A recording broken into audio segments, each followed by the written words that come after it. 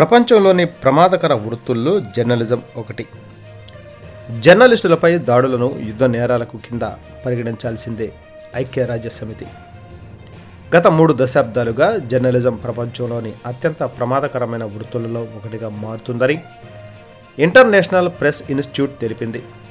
తమ పనిని నిర్వహించే క్రమంలో 1600 మంది జర్నలిస్టులు మరణించారని యునెస్కో నివేదిక తెలుపుతున్నది.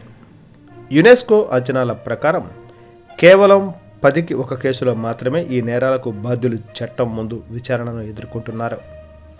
అంతర్జాతీయ చట్టం, ఇతర ఒప్పందాల ప్రకారం జర్నలిస్టులకు వ్యతిరేకంగా జరిగే నేరాలను పూర్తిగా విచారించి బాధ్యులను గుర్తించి వారిపై తగు చర్యలు తీసుకోవడంలో దేశాలు భయంకరమైన వైఫల్యాన్ని ఈ గణాంకాలు స్పష్టం చేస్తున్నాయి.